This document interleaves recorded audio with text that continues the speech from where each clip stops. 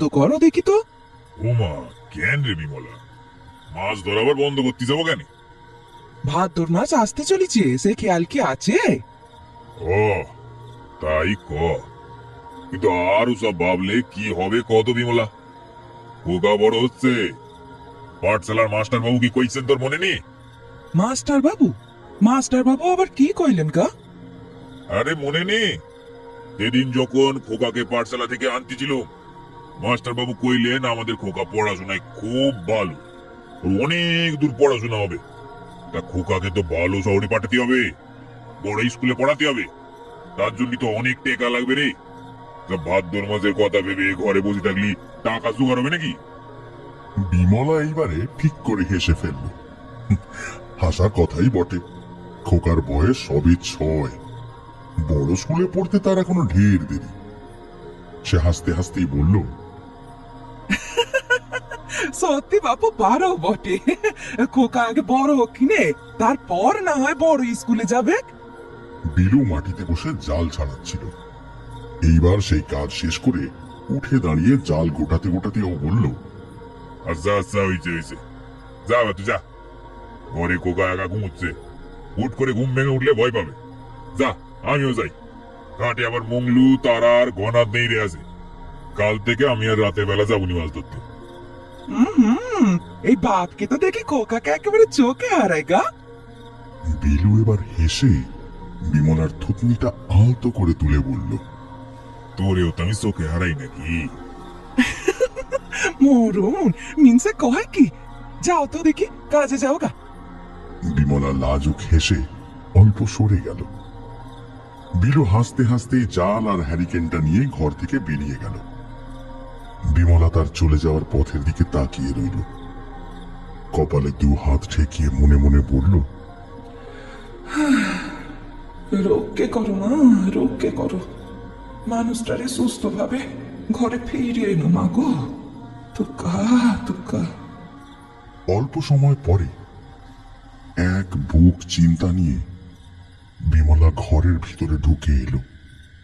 বছরের অন্য সময় হলে তার এতটা চিন্তা হতো না, কিন্তু এখন সময়টা মোটেও ভালো নয়। ভাদ্র মাস পড়তে আর 3 দিন বাকি। এই কানকাটাপুরের প্রতিটা মানুষের মনেই এখন দারুণ চিন্তা বাসা বাঁধতে শুরু করেছে। সময় যে হয়ে এসেছে, ওরা এবারে হানা দেবে এই কানকাটাপুরে। এবারে কতজনকে যে ওরা সাথে করে নিয়ে যাবে কে জানে। আজ রাতটা অমাবস্যার। চাঁদহীন বিশাল কালো আসমানটার বুকে শুধু অসংখ্য মিটমিটে তারা বিরাজ করছে। তাদের কয়েকটা মাঝে মধ্যে ভেসে আসা মেঘের আড়ালে চলে যাচ্ছে, আবার বেরিয়ে আসছে। রাতের গাঢ় শান্ত নীরবতায় ঢাকা পড়ে আছে গোটা কানকাটাপুর। ঘুমের অতলে তলিয়ে গ্রামবাসীরা। তবে প্রকৃতি কিন্তু একেবারে ঘুমিয়ে পড়েনি। থেকে থেকে কোনো এক রাত চড়া পাখির কর্কশ ঘ্যাড় ঘ্যাড়ে ঢাক, ঝিঁচি আর শিয়ালের কোরাস কানে আসছে। অদূরে কোথাও একদল শিয়াল একসাথে চিৎকার করে উঠল। অন্য কেউ হলে হয়তো একটু আঁতকে উঠত, কিন্তু বিলুর তেমন কোনো মালুমই হলো না। রোজ রাতেই ওকে এমন পরিবেশের মধ্যে দিয়েই যেতে হয়। এসব তার অভ্যাস আছে। যেদিক থেকে চিৎকারটা এসেছে সেই দিকে একবার হ্যারিকেন বাড়িয়ে দেখে নিয়ে আবার সামনের দিকে এগিয়ে চলল। কিন্তু বুড়ো শীততলা পেরিয়ে তাল দেখির পাড় ধরে কিছুটা যাওয়ার পর থেকেই শুরু হলো সমস্যাটা। বিলুর ঠিক পিছনে হঠাৎ করে শুরু হলো একটা শব্দ, ঘসঘসে একটা শব্দ। সে জোরে হাঁটলে সেই শব্দ জোরে আসে, ধীরে হাঁটলে সেই শব্দ ধীরে আসে। বিলু এই গাঁয়েরই ছেলে, এখানেই তার জন্ম। এই গাঁয়ের রাস্তাঘাটের সাথে ইতিবৃত্তান্ত সবই তার জানা। যে সময় উপস্থিত হয়েছে, সেই সময়ে যে এই গাঁয়ের জন্য মোটেও সুখকর নয়, সেটাও খুব ভালো করেই জানে। বিড়বিড় করে সে বলল, আজ না এলি ভালো হতো। কিন্তু দাঁড়ালো না, আরো জোরে পা চালানো শুরু করলো। যত তাড়াতাড়ি সম্ভব ওকে খেয়াঘাটে পৌঁছতেই হবে। সেখানে বাকিরা আছে, কিছু একটা করা যেতে পারে। কান কাটার মাঠের সামনে বিলু পৌঁছলো। তখন ওর সারা দেহ ভেসে যাচ্ছে ঘামে। বিলু দারুণ সাহসী মানুষ, ভয় ডর সে তেমন একটা পায় না, কিন্তু তারও বুকের মধ্যে তখন ঢিপ ঢিপানি শুরু হয়ে গেছে। দ্রুত হাঁটার জন্য তো বটেই, তার সাথেই তীব্র একটা আতঙ্ক ততক্ষণে তাকে গ্রাস করেছে। আতঙ্কের কারণ তার পিছনে ঠিক কি যে ধেয়ে আসছে সেটাও খুব ভালো করে বুঝতে পেরেছে। আর এটা জানার পরে এই গাঁয়ের শুধু নয়, আশপাশের 10 গাঁয়ের মধ্যে সবচেয়ে সাহসী মানুষটাও আতঙ্কে কেঁপে উঠবে। যাই হোক, কান কাটার মাঠ পেরিয়ে গেলেই খেয়াঘাট। বিলুর বাঁচার একমাত্র উপায়। বিলু মাঠের মধ্যে দিয়ে এবার রীতিমতো ছুটতে শুরু করলো। কান কাটার মাঠ খুব একটা বড় নয়। অল্প সময়ের মধ্যেই বিলু মাঠের প্রায় অর্ধেকটা পেরিয়ে গেল, কিন্তু মাঠের মাঝে থাকা ছোট ডোবাটার কাছাকাছি গিয়েই থমকে দাঁড়িয়ে পড়ল। বলা ভালো, দাঁড়িয়ে পড়তে বাধ্য হলো। কান কাটার মাঠের মাটির ওপর ঘাস বলতে গেলে একদমই নেই, শুধু ধুলোর রাজত্ব। অমাবস্যার ঘন কালো অন্ধকারের মধ্যে শুধুমাত্র হ্যারিকেনটার আলোয় বিলু দেখল ওর ঠিক সামনে মাটির সেই সকল ধুলো হঠাৎই দলা পাকাতে শুরু করেছে। সাথে সাথে সে হ্যারিকেনের আলোটা নিজের পায়ের কাছে নিয়ে গেল, আর যা দেখল তাতে ওর বুকের বাকি সাহসটুকু উবে গেল। ওর পায়ের আশেপাশে শুকনো ফাটাফুটিতে ঠাসা মাটিতে গর্ত হতে শুরু হয়েছে। না, উপর থেকে নয়, মাটির তলা থেকে কিছুতে মাটি ফুঁড়ে উপরে উঠতে শুরু করেছে। বিলু এপাশ ওপাশ দেখল, সব জায়গাতেই একই অবস্থা। এদিকে তলা পাকাতে থাকা ধুলো বিশাল দেওয়ালের রূপ নিয়েছে। বিলু আর সহ্য করতে পারল না, জাল ফেলে শুধু হ্যারিকেনটা হাতে নিয়ে ছুটতে গেল, কিন্তু পারল না, কারণ মাটির ভিতর থেকে কনকনে ঠান্ডা হিলহিলে সাপের মতো কিছু একটা তার পা দুটোকে চাপটে ধরেছে। বিলু আবার নিচের দিকে হ্যারিকেন নামালো। ঠিক সেই সময় মাটির তলা থেকে কুচকুচে কালো একটা কিছু ধুলো উড়িয়ে ঢেলে বেরিয়ে এলো। তারপরে গিলে নিল বিলুর মাথাটা। বিলু বিশেষ কিছু দেখার সুযোগ পায়নি, সে শুধু দেখতে পেল মাটির ভিতর থেকে একটাল পচা গলা মাংসপিণ্ড বেরিয়ে এলো। আর তারপর সেই মাংসপিণ্ডের মধ্যে তৈরি হলো একটা বেশ বড় গর্ত। সেই গর্তে অজস্র ধারালো ছুচলো দাঁতের সারি, আর সেই গর্তটার মধ্যেই আছে বিলুর মুন্ডুটা। এর হাত থেকে হ্যারিকেনটা পড়ে গেছে, তারই আলোয় স্পষ্ট দেখা যাচ্ছে বিলুর দেহটা বলির পাঁঠার মতো ছটফট করছে, আর তার মুন্ডুটা আটকে আছে ওই পচা গলা মাংসপিণ্ডটার মধ্যে। বিলু নিজেকে ছাড়াতে চাইছে কিন্তু পারছে না। কান কাটার মাঠ জুড়ে ঝড় উঠেছে, ধুলোয় কিছুই দেখা যায় না। বিলুর হাত থেকে খসে পড়া হ্যারিকেনটা জ্বলছে বটে, তবে সেও দৃশ্য পরিষ্কার করতে পারছে না। শুধু শোনা যাচ্ছে একটা শব্দ, আর মাংস চিবিয়ে খাওয়ার শব্দ। অনেকগুলো ক্ষুধার্ত শিয়াল অনেকদিন পরে একটাল মাংস পেলে সেসব ছিঁড়ে খাওয়ার সময় যেমন গর্জন করে, আর মাংস চিবানোর যেমন শব্দ হয়, ঠিক তেমন শব্দ।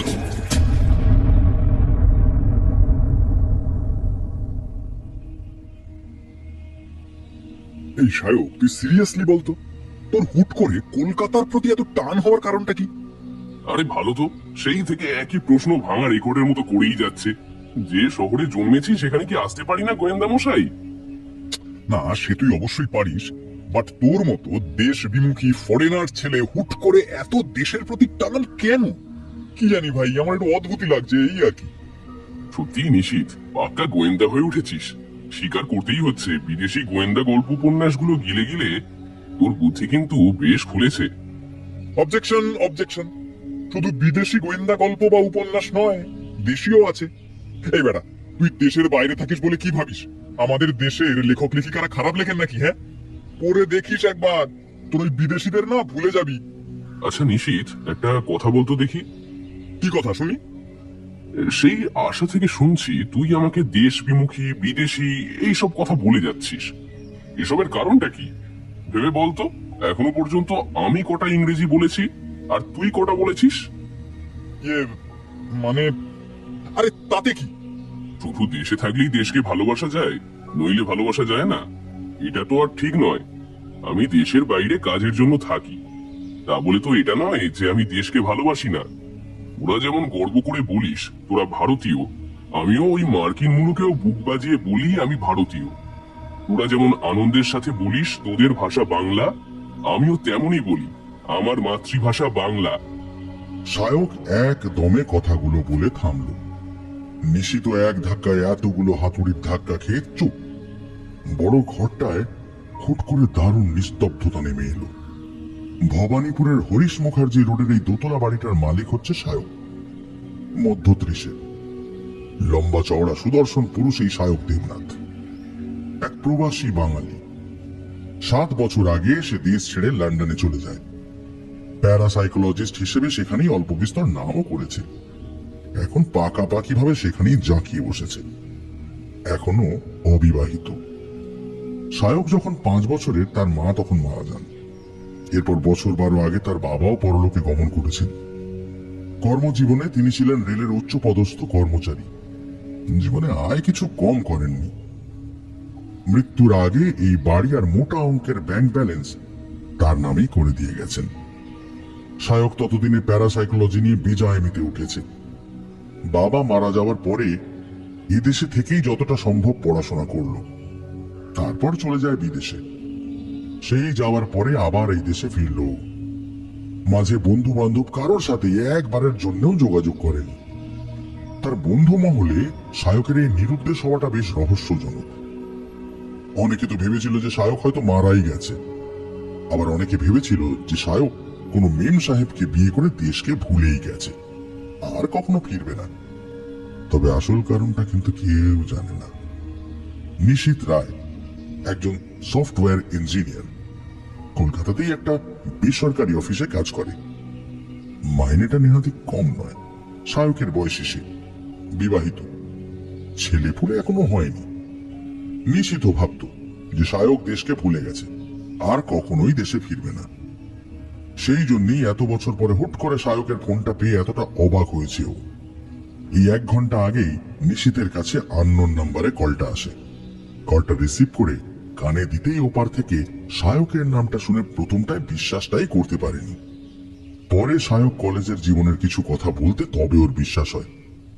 আর তারপরে সোজা চলে এসেছে সায়কের বাড়িতে। সেই থেকে দুই পুরনো বন্ধুর মধ্যে গল্প চলছে তো চলছেই। আপাতত সায়কের কথার প্রত্যুত্তরে নিশীথ কি বলবে সেটা ঠিক বুঝে উঠতে পারছে না। সে আমতা আমতা করে বলল, না মানে, ইয়ে আমি আমি তেমন করে বলতেই চাইনি, তুই ফালতুই রেগে যাচ্ছিস। না না না, ভুল করছিস। সায়ক বলে উঠল, আমি রেগে যাচ্ছি না, আমি তোকে আসল বিষয়টা খালি বোঝাচ্ছি। হতে পারে আমি দেশের বাইরে থাকি, কিন্তু প্রতিদিন প্রত্যেকটা মুহূর্তে আমি এই দেশের কথাই মনে করি। তোদের কথা আমার সব সময় মনে পড়ে। এখানে আমি জন্মেছি, বড় হয়েছি, কি করে ভুলে যাব বল? আচ্ছা ঠিক আছে, আমার ভুল হয়েছে, ক্ষমা করে দে ভাই। আর কখনো দেশ বিমুখী বা বিদেশি বলবো না। আর কথা দিচ্ছি ভাই, দরকার না পড়লে আমি নিজেও আর ইংরেজি শব্দ বলবো না। সায়ক এবার হেসে ফেলল। নিশীথ হেসে উঠল। নিশীথ এবারে প্রশ্ন করল, আচ্ছা এসব বাদ দে, এত বছর এমন স্বঘোষিত নির্বাসনের কারণটা এবার একটু জানতে পারি কি? কতবার তোর সাথে যোগাযোগ করার চেষ্টা করেছি, কিন্তু তোর টিকিটিরও দেখা পাওয়া যায়নি। আচ্ছা কি করছিলি বলতো এত বছর? মানলাম নামি সাইকোলজিস্ট হয়েছিস, তা বলে একটিবারের জন্য কি দেশে আসতে নেই? সত্যি বলতে এই কবছর নিজের গবেষণার কাজ ছাড়া আর কোনো দিকে খেয়াল করার ফুরসতই পাইনি। দিনরাত শুধু কাজই করতাম। তা এখন কাজ মিটেছে? তা বেশ কিছুটা মিটেছে বই কি। বেশ। তা কি নিয়ে রিসার্চ, মানে গবেষণা করছিলিস কি নিয়ে? শুনলে বিশ্বাস করবি তো, আরে বল না আগে। প্রেত তত্ত্ব নিয়ে। বেশ তাচ্ছিল্য ভরেই শব্দটা বেরিয়ে এলো নিশীথের মুখ থেকে। ওর মুখটাও বাংলার পাঁচের মতো হয়ে গেল। মানে তুই লন্ডনে এতদিন ভূত পেতনি নিয়ে গবেষণা করছিলিস? তো এর জন্য দূর যাওয়ার কি ছিল? আমাদের এখানে থাকলে পারতিস। আমাদের কাছে যেমন ভ্যারাইটি, মানে বিচিত্র রকমের ভূত পেতনি পাবি না, এসব আর পৃথিবীর কোথাও পাবি না। এ দেখ না, আমাদের এখানে পেতনিদেরই কতগুলো ভাগ, ঝেঁও, মেচো, বেশো, আরো কত আছে। এছাড়া ভূতেদের মধ্যে দেখ স্কন্দকাটা, দত্তি, দানো, ব্রহ্মদত্তি, আরো কত কি। এই ভাই, সরি সরি সরি সরি, রাগ করিস না।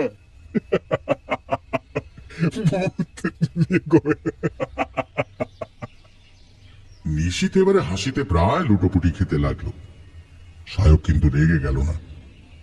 সে যেমনটি শান্ত হয়ে বসেছিল তেমন ভাবেই বসে রইল।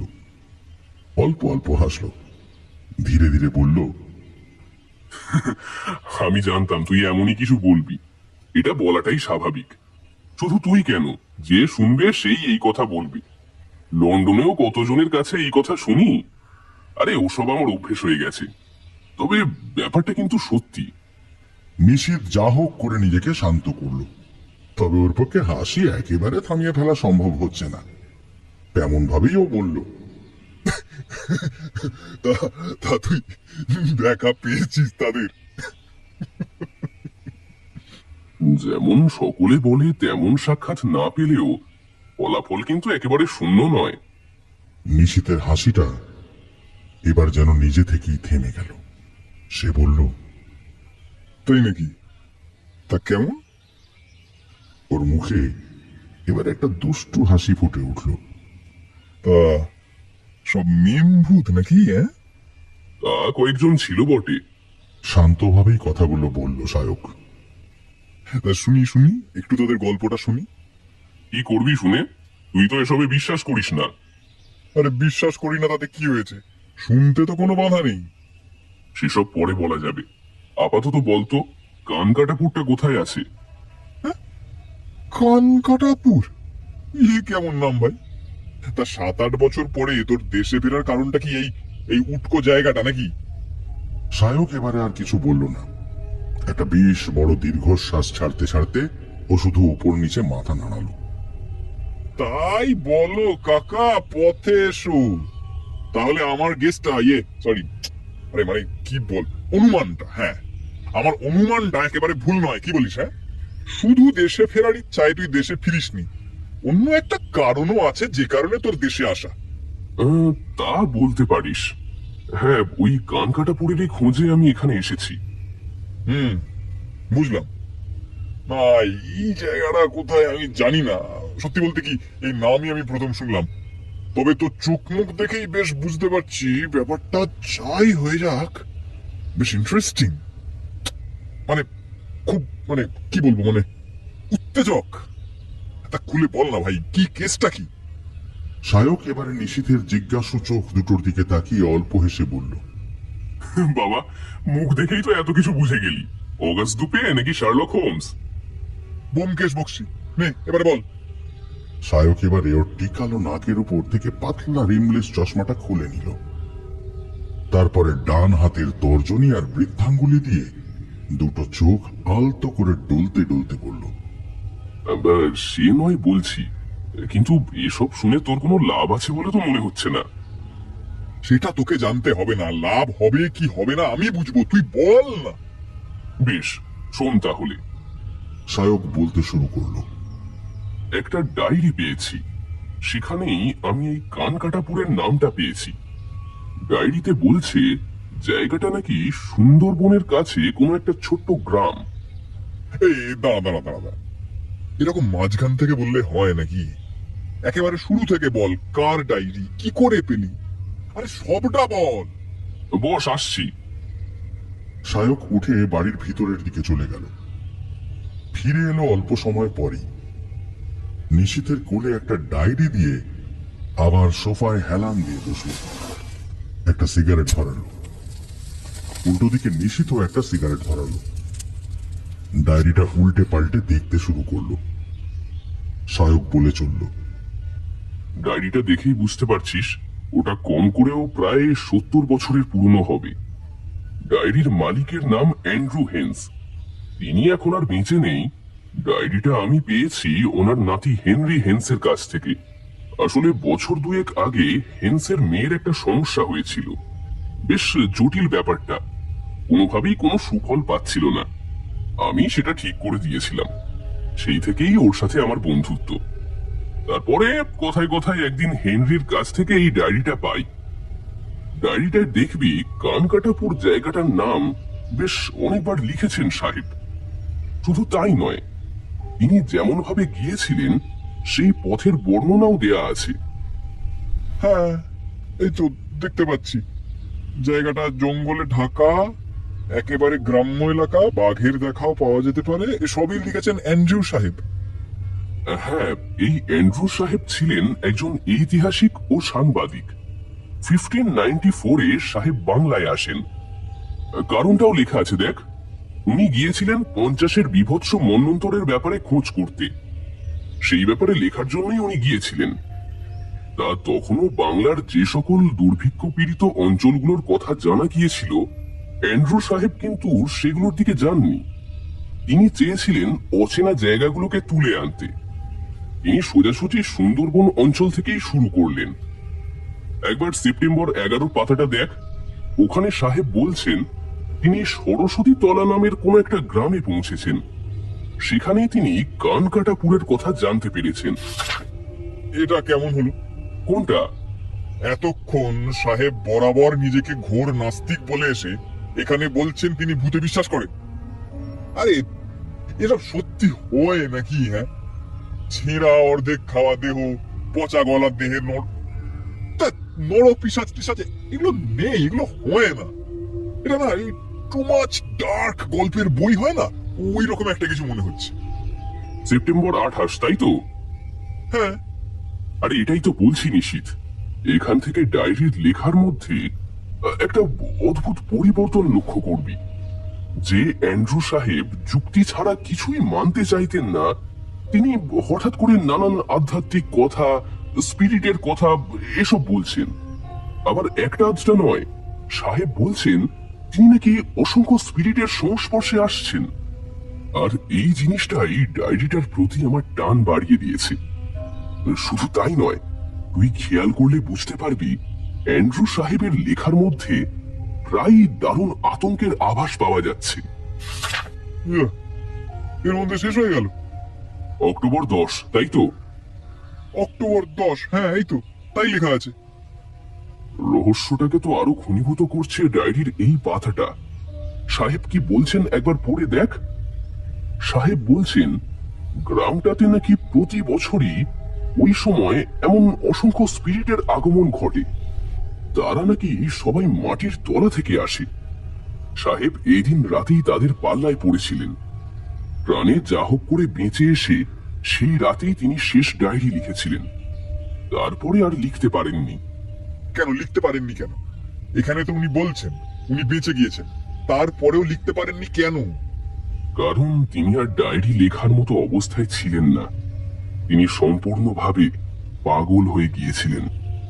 কই, সে কথা তো এখানে একবারও লেখা নেই। এটা আমি হেনরির কাছ থেকে জেনেছি। অ্যান্ড্রু সাহেব 55-এ যখন আবার লন্ডনে ফেরেন, তখন নাকি তিনি একেবারে বদ্ধ উন্মাদে পরিণত হয়েছেন। সারাদিন বিড়বিড় করতেন আর মাঝে মধ্যে দারুণ ভয়ে চেঁচিয়ে বলতেন, ওরা আসছে, ওরা আসছে, ওরা সবাইকে খেতে আসছে, সবাইকে চিবিয়ে খাবে। স্বাভাবিকভাবেই সেসব কথা লন্ডনে কেউই তখন বুঝতে পারত না। ফলত অ্যান্ড্রু সাহেব সম্পূর্ণ পাগল প্রতিপন্ন হন। তোর বন্ধু তার পাগল ঠাকুর তাকে দেখেছে? না, হেনরি এসব জেনেছিল তার বাবার কাছ থেকে। অ্যান্ড্রু সাহেব দেশে ফিরে যাওয়ার পরে আর বছর চারেক বেঁচে ছিলেন। সবই তো বুঝলাম। ভূতগুলো কোথায় থাকে, কি করে, কেমন করে মানুষ মারে, সেই সবই তো লেখা আছে। কিন্তু সাহেবের এই ডায়েরির কোথাও তো এইটা পাওয়া গেল না যে ভূতগুলো কাদের। সে ব্যাপারে তো কিছুই লেখা নেই। ঠিক তাই, আমারও এটাই প্রশ্ন।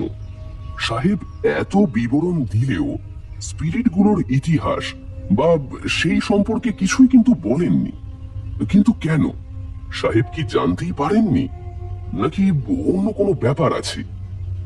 বুঝলি তো নিশীথ, এই রহস্যটা ফাঁস করার জন্য মনের ভিতরটা সারাক্ষণ খচখচ করছে। এই 2 বছর ধরে নিজেকে অনেকটা বুঝিয়েছি, কিন্তু খচখচানিটা যায় তো নি, বরং আরো বেড়েছে।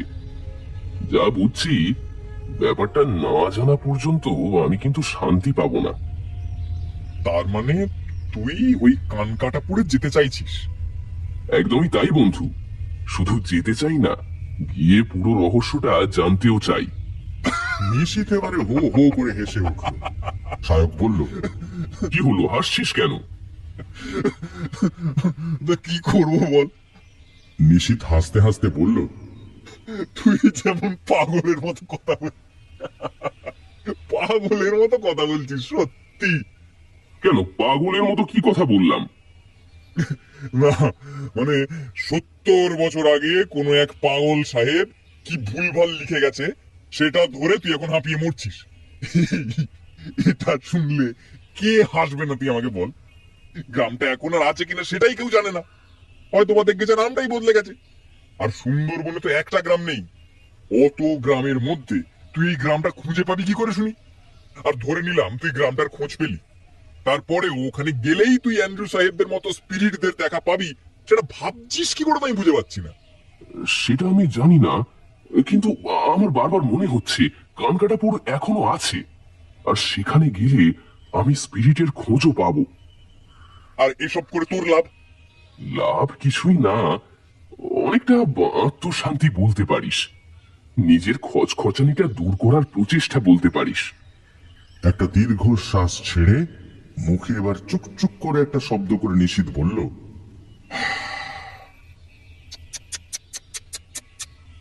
তোকে দেখে আমি অবাক হয়ে যাচ্ছি সায়ক।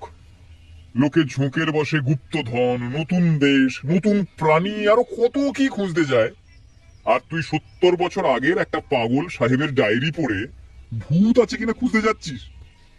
হেসে বলল, এই ভাই, এসব না খুঁজে একখানা সুন্দরী মেয়ে খোঁজ না। ভূত নয়, তোর মাথার ভূত ছাড়াবার জন্য তোর একটা বিয়ের দরকার আছে, বুঝলি? ওসব ছাড়, এতদিন পরে এলাম, একটু মদ্যপান করা হবে নাকি? আছে? রাম চলবে? ছুটবে। সায়কও এবারে হো হো করে হেসে উঠল। নিশীথ ডায়েরিটা মুড়ে সোফার উপর রেখে দিল। এরপরে দুই বন্ধু আর এই বিষয়ে তেমন একটা কথা বলল না। ওরা মদ্যপানের সাথে স্মৃতি রোমন্থনে ব্যস্ত হয়ে পড়ল।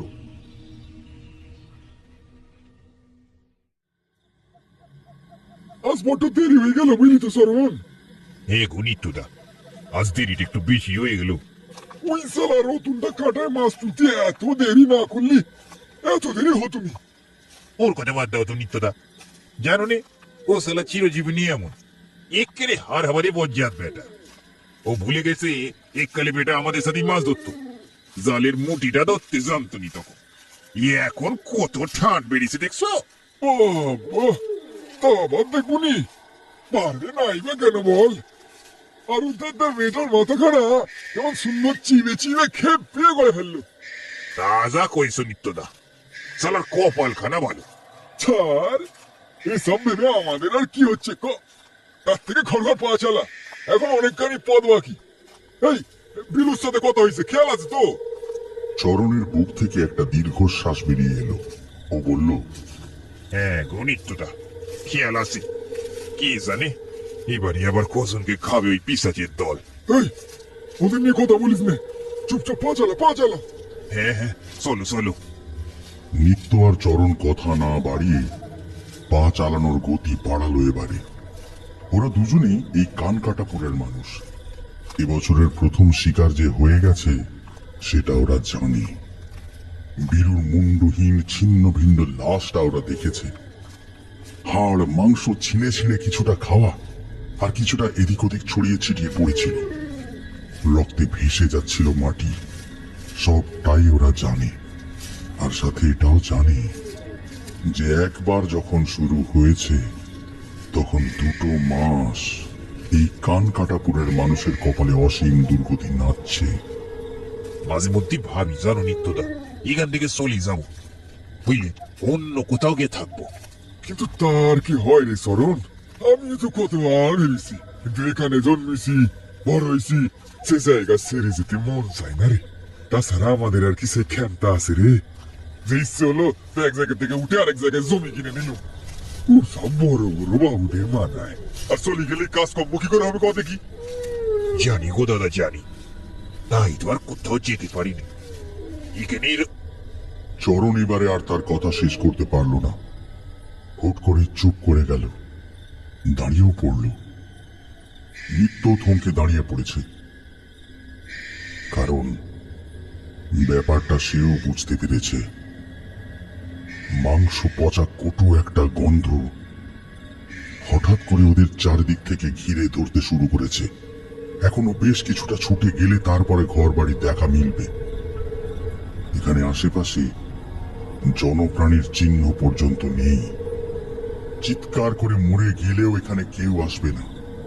কি ভীষণ বিপদের মধ্যে যে ওরা পড়েছে সেটা আর বলার অবকাশ রাখে না। নিত্য আর চরণ দুজনের হাতেই জোরালো আলোর টর্চ আছে। ওরা এবারে অন্ধকারের মধ্যে এদিক ওদিক আলো ফেলল। না, কোথাও কেউ নেই।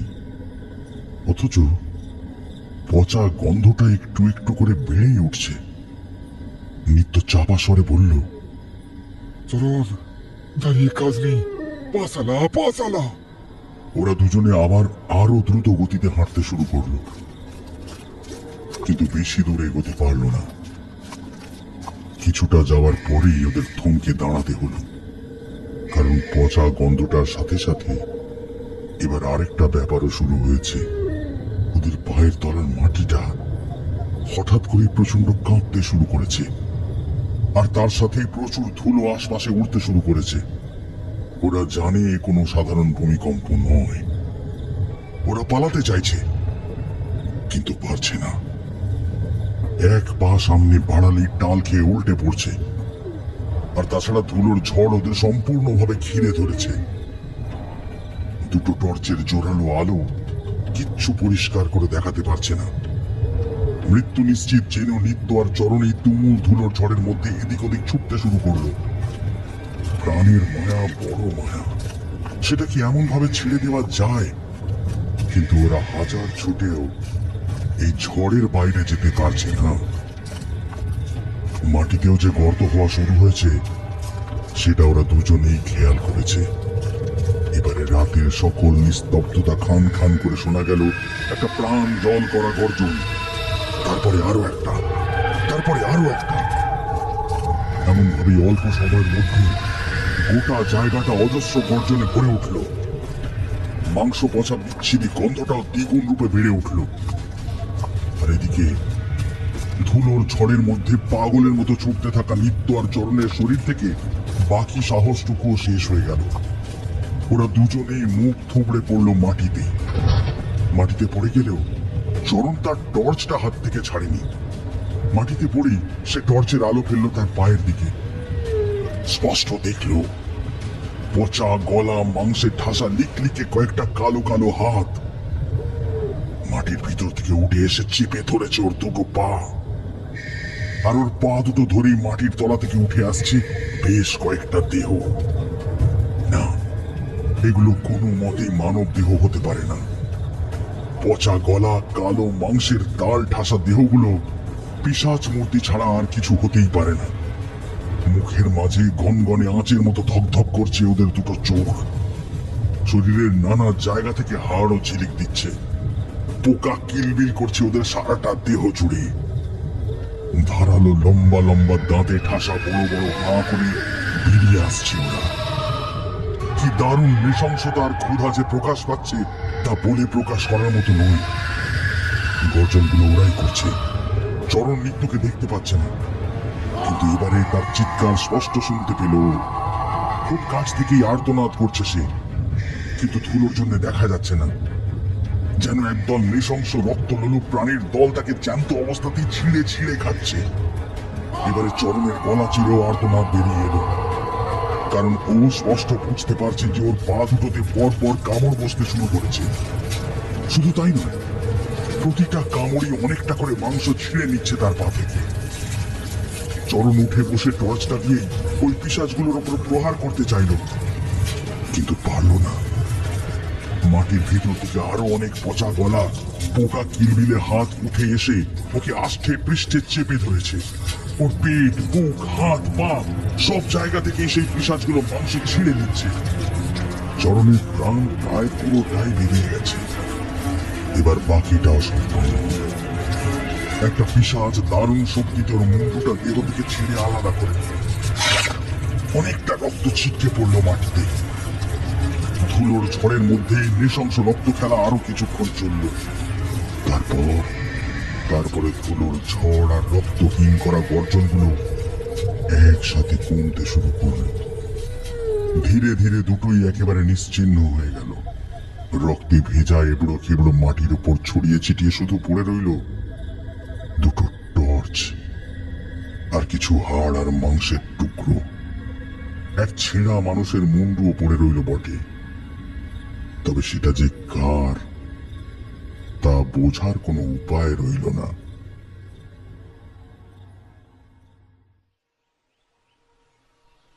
তাহলে জায়গাটা ফাইনালি পাওয়া গেল, কি বলিস নিশীথ?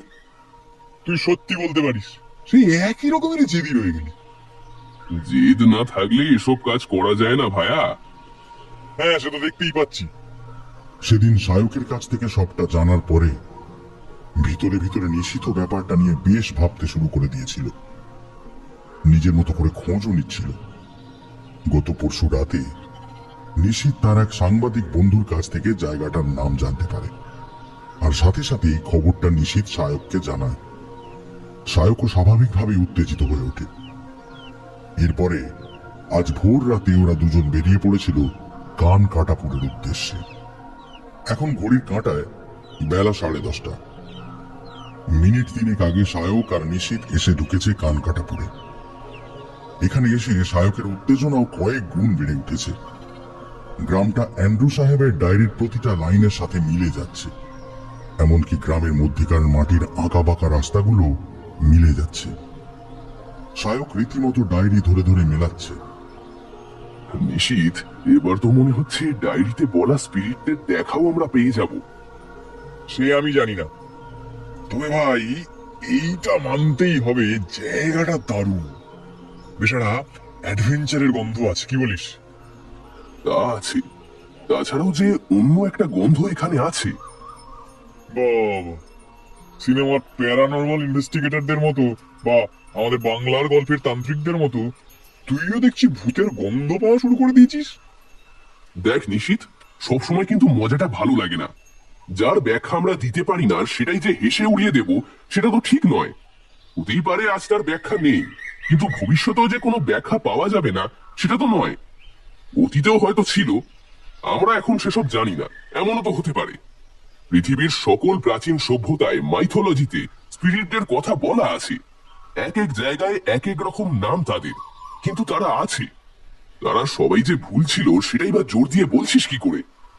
আহা, তুই নিশিত কিছু বলতেই যাচ্ছিল, কিন্তু তাকে হাতের ইশারায় থামিয়ে সামনের দিকে তাকাতে ইঙ্গিত করল সায়ক।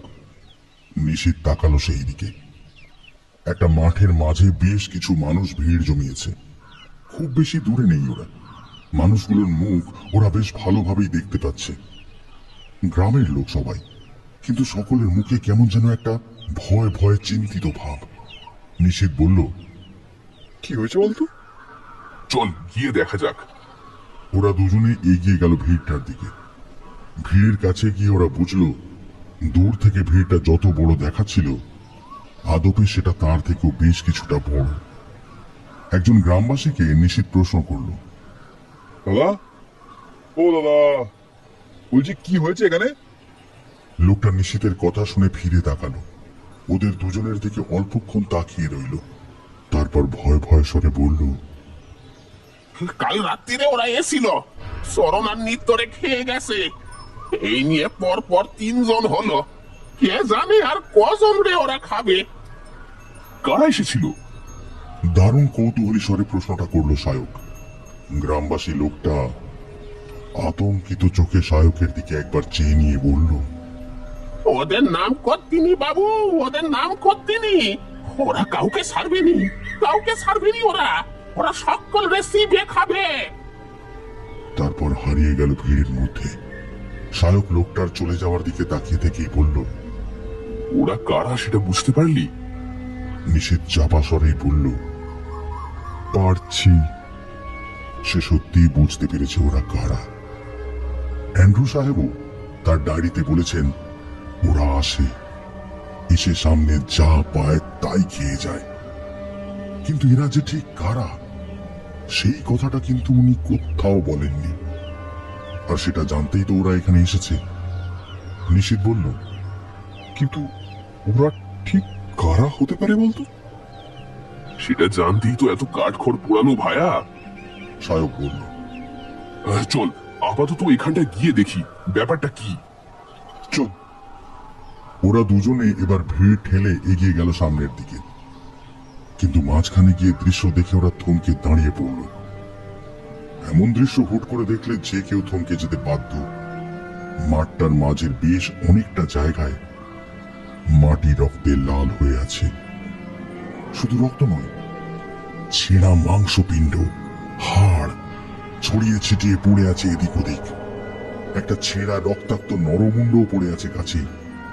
সেই মুন্ডুটা থেকে বেশ কিছুটা মাংস কিছুতে কামড়ে খেয়েছে, আর বাকিটা ফেলে দিয়ে গিয়েছে। একটা চোখও মুন্ডুটা থেকে ঠেলে বাইরের দিকে বেরিয়ে এসেছে। গোটা জায়গাটা জুড়ে রক্ত আর মাংসের গন্ধ ভেসে বেড়াচ্ছে, আর সাথে একটা পচা পচা গন্ধও আছে। নিশীথ আর সায়ক দৃশ্যের বীভৎসতা আর সহ্য করতে পারল না। আবার ভিড় ঠেলে বাইরে বেরিয়ে এলো। সেখান থেকে বেশ কিছুটা সরে গেল। ভিড়ের লোকেদের গুঞ্জন ওদের কানে যাচ্ছে, কিন্তু এই কাজ যে ঠিক কারা করেছে সেটা কিন্তু ওরা কেউ বলছে না। সকলেই বলছে কাজটা ওরা করেছে। কিন্তু কে এই ওরা? ওরা কারা? নিশীথ বলল, এখানে এসেই এরকম একটা দৃশ্য দেখতে হবে ভাবিনি। মানে এখন আমার গাটা ঘিনঘিন করছে। আমার মনে হচ্ছে না এসব কোনো ভূত প্রেতের ব্যাপার নয়, কোনো জন্তুর কাজ এসব। কেমন ভাবে মানুষ দুটোকে ছিঁড়ে খেয়েছে দেখেছিস? ও কোনো জন্তু ছাড়া আর কিছু হতে পারে না। প্রায় 70-80 বছর ধরে, কি তার থেকেও বেশি বছর ধরে, কোন নির্দিষ্ট একটা জন্তু বছরের এই নির্দিষ্ট একটা সময় শিকার করতে আসে। হ্যাঁ, হতেই পারে এই সময় হয়তো সেই প্রাণী শিকার করে। বোকার মতো কথা বলিস না। এমন কোন প্রাণী শুধু এই সুন্দরবনে কেন, পৃথিবীর কোথাও নেই। আর তাছাড়া মাটির উপরে হাত আর পায়ের ছাপগুলো দেখিসনি? তা অবশ্য ঠিক। সায়কী নিশীথকে মাটির উপরে থাকা হাত পায়ের ছাপগুলো দেখিয়েছিল। রুগা লিকলিকে লম্বা লম্বা আঙুল বিশিষ্ট হাত, আর একই রকমের পায়ের ছাপগুলো মানুষের মতোই। কিন্তু ঠিক মানুষের হাত পা বলে ওগুলোকে মেনে নিতে বেশ কিছুটা অস্বস্তি হয়। এছাড়া বুকে ঘষে এগিয়ে যাওয়ার বেশ কিছু দাগও মাঠের ওই জায়গায় ওরা দেখেছে। সায়ক বেশ চিন্তিত স্বরে বলল, ব্যাপারটা খুব একটা স্বাভাবিক নয় রে নিশীথ, বেশ রহস্যময়। এখানে ওই গন্ধটা পেয়েছিলিস? হ্যাঁ, রক্ত আর মাংসের গন্ধ। সেটা তো ছিলই, তার সাথেও একটা মাংস পচা গন্ধও ছিল। ওই গন্ধ কিন্তু আমার চেনা। এর আগেও বেশ কিছু ভৌতিক জায়গায় আমি এমন গন্ধ পেয়েছি। এই কানকাটাপুরে খুব রহস্যময় কিছু অবশ্যই আছে। সে নয় বুঝলাম, কিন্তু এই রহস্যময় ভুতুরে গ্রামে রাত্রে নিশ্চয়ই আমরা পথে পথে ঘুরবো না। তা থাকার কি ব্যবস্থা হবে সেটা ভেবেছিস? তোর অ্যান্ড্রু সাহেব এখানে থাকা খাওয়ার ব্যাপারে ডায়েরিতে কিছু লেখেননি? হ্যাঁ, লিখেছেন তো। বলেছেন এখানকার মানুষজন মনে প্রাণে নাকি খুব ভালো, সাহায্য চাইলে কাউকে নাকি ফিরিয়ে দেয় না। সাহেবও এখানকার কারোরই একটা বাড়িতে থাকতেন। তা গ্রাম এখনো আছে, ডায়েরির সাথে এত মিলও যখন আছে, তখন আশা করা যায় এখানকার মানুষগুলো এখনো একই রকমই আছেন। চল দেখা যাক, আশা তো করাই যায়। দুই বন্ধু আবার নিজেদের মধ্যে কথা বলতে বলতে এগিয়ে চলল। রহস্যের সাথে সাথে এই কানকাটাপুরের সবুজ শ্যামলীলায় ঠাসা অপরূপ প্রকৃতি ওদের সত্যি দারুণ লাগছে।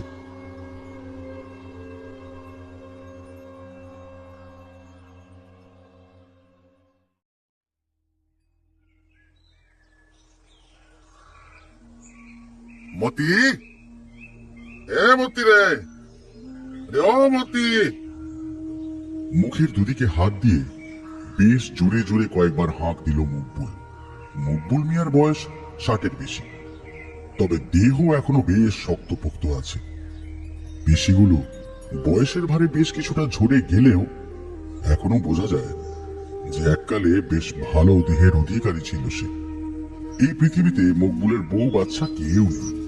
বিয়ে ওর এককালে হয়েছিল ঠিকই, কিন্তু বউটা বিয়ের কয়েক মাস পরেই হঠাৎ জ্বরে পড়ল, তারপর দিন কয়েক ভুগে মারা গেল। এরপরে মকবুলকে সকলেই বলেছিল যে আরেকটা বিয়ে করতে, কিন্তু সে আর বিয়ে করেনি। আসলে মকবুল তার বউটাকে সত্যি খুবই ভালোবাসত, তাই সে আর অন্য বিয়ে করতে পারেনি।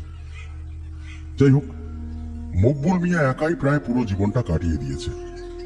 এখন শুধু তার মৃত্যুর অপেক্ষা। এখন এই পৃথিবীতে গোটা 20 গরু আর গোটা 10 ছাগল ছাড়া তার আর কেউ নেই। এই গরু ছাগলগুলোকে সে তার নিজের ছেলে মেয়ের মতো করে লালন পালন করে। মকবুলের বুকের পাঁজরের এক একটা হাড় বলা চলে তাদেরকে। এমনই ভালোবাসে সে তাদের। প্রাণীগুলো মকবুলকে ভালোবাসে, সেটা বোঝা যায়। মকবুলের গরুগুলো প্রায় সবকটাই বদরাগী। একবার খেপে গেলে আর কারোর কথা শোনে না, কোনো বাধা মানে না। কিন্তু একবার মকবুল যদি এসে দাঁড়ায়, সাথে সাথেই তাদের সকল খ্যাপামি উবে যায়, একেবারে শান্ত হয়ে যায় তারা। ওদের সম্পর্কটা সত্যি প্রভু আর পোষ্যর সম্পর্কের থেকে অনেকটা বেশি। মকবুল মিয়া আপাতত তার সেই ছেলে মেয়ের দলের মধ্যে থেকে একজনকে খুঁজতে বেরিয়েছে। মতি হচ্ছে একটা বলদ। মকবুলের গরুগুলোর মধ্যে সবচেয়ে বাজি আর রাগী সে, আকারেও সবচেয়ে বড়। হুটহাট যখন তখন মতিটা খেপে যায়, আর একেবারে বাঘের মতো নজর তার। একবার কাউকে লক্ষ্য করে তাড়া করা শুরু করলে তাকে না গোতানো পর্যন্ত দাঁড়ায় না। এই এখনো তেমনই ঘটেছে। গাঁয়ের ছোট ছেলেগুলো একসাথে মাঠে খেলছিল। মতি বাকি দলের সাথে মাঠের একটা কোণে বাঁধা ছিল। হুট করে ছেলেদের দিক থেকে বলটা তার দিকে ধেয়ে গেলে সে খেপে যায়। তারপরে আর কি, খোঁটা তুলে তাড়া করলো ছেলেদের দলের মধ্যে সেই ছেলেটাকে যে বলটা মেরেছিল। স্বাভাবিকভাবে ছেলেরা ছোটাছুটি শুরু করে দেয়। এরপর তাড়া করতে করতে মতি কোথায় চলে গেছে সেটা আর কেউ জানে না। অবশেষে মকবুল খবর পেয়ে বেরিয়েছে মতিকে খুঁজতে। পশ্চিমের আকাশের বুক থেকে লাল সিঁদুরের ছোঁয়াটাও এখন শেষ হতে বসেছে। অন্ধকারের হাতে আজকের দিনটা সমর্পণ করে দিয়ে দিনের শেষ আলোটুকু হারাতে চলেছে।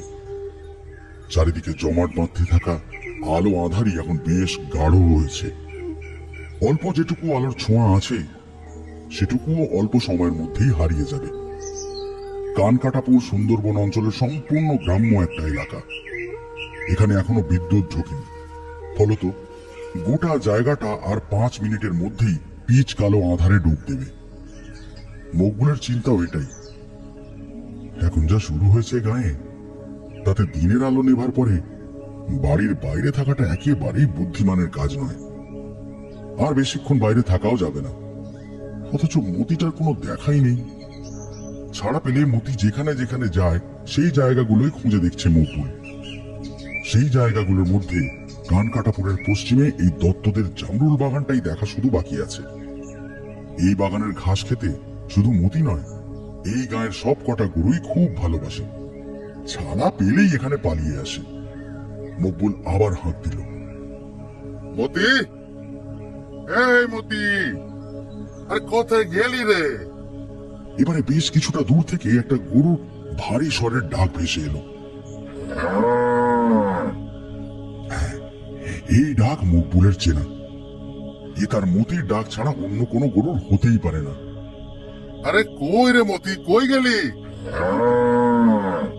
আবার মতির ডাক ভেসে এলো। আশেপাশে অন্ধকার একেবারে জাঁকিয়ে বসেছে এখন। শহুরে লোক হলে এই জমাট অন্ধকারে কিছুই দেখতে পাওয়ার কথা নয়, কিন্তু মকবুল এই গায়েরই মানুষ। এমন অন্ধকার তো অনেক কম। মাঝরাতের জমাট কালো অন্ধকারেও সে ভালোভাবেই দেখতে পায়। তাছাড়া এই গায়ের পথঘাট তার হাতের তালুর মতো চেনা।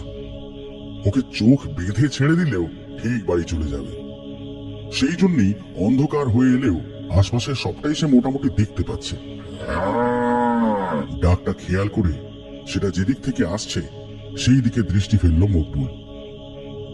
আবছা অন্ধকারের মধ্যেই সেখানে বেশ মোটা গুঁড়িওয়ালা একটা জামরুল গাছ তার ডালপালা বিস্তার করে দাঁড়িয়ে আছে। আশেপাশে কয়েকটা ছোট পাতার মেহগিনি গাছও মাথা উঁচিয়ে দাঁড়িয়ে আছে। মতি, মকবুল আবার মতির নাম ধরে হাঁক দিয়ে সেদিকে এগিয়ে গেল। মকবুলের হাঁক শুনে একই জায়গা থেকে আবার সাড়া দিল মতি। মোটা জামরুল গাছটার কাছে গিয়ে দাঁড়াতেই মকবুল মতির দুধ সাদা রংটা দেখতে পেল। অন্ধকারের মধ্যেও তার গায়ের সাদা রং জ্বলজ্বল করছে।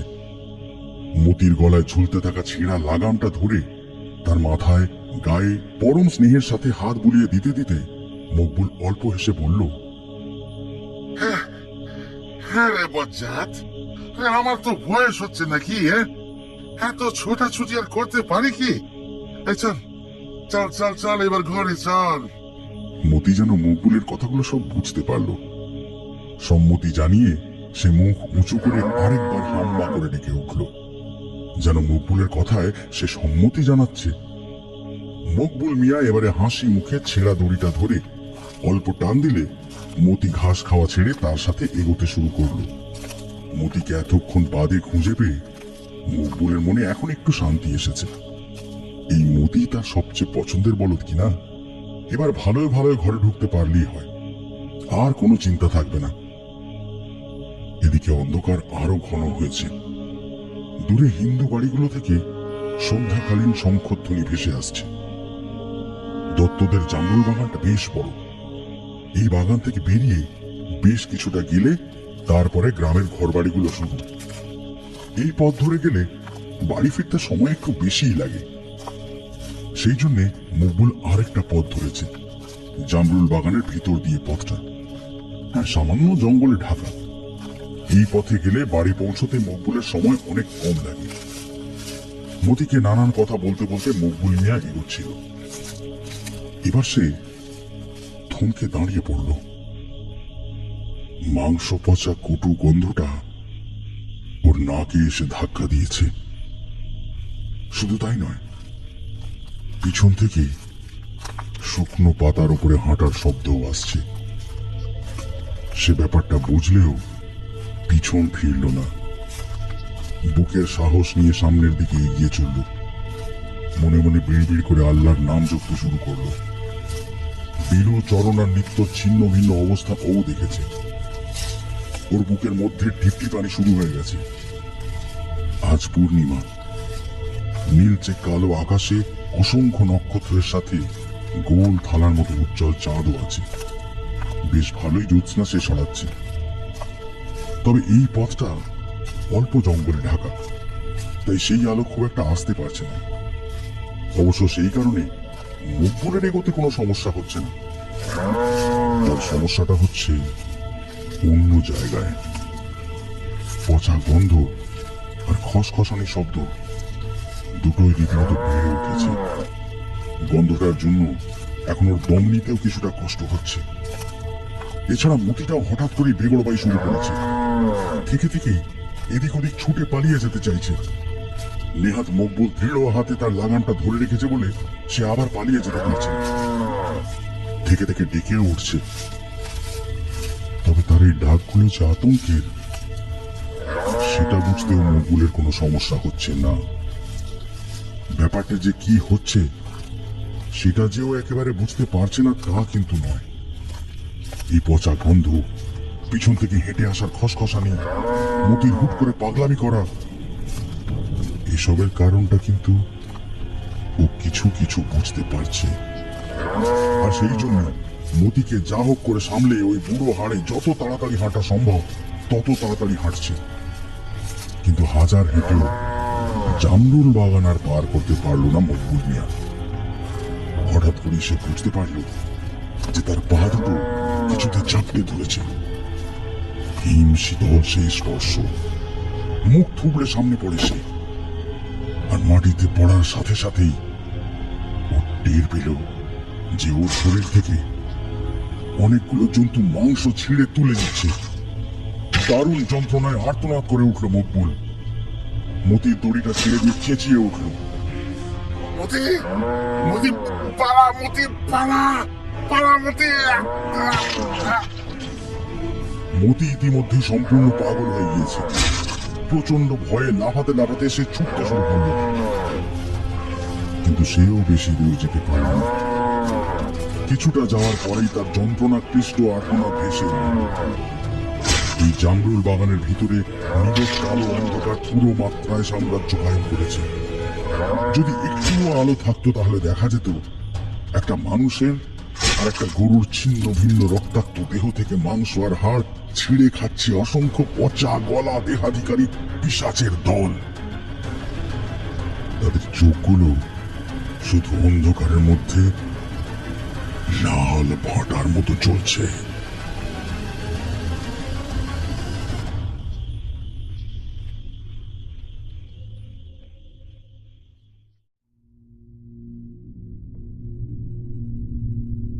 জায়গাটার একটা ব্যাপার লক্ষ্য করেছিস নিশীথ? কি বলতো?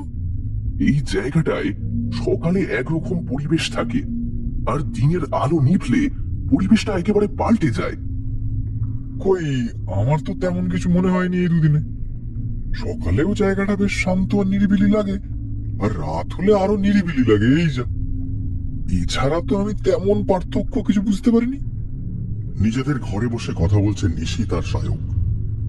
অ্যান্ড্রু সাহেব ডায়েরিতে এখানকার মানুষদের ব্যাপারে যা বলেছেন তা একেবারে সত্যি।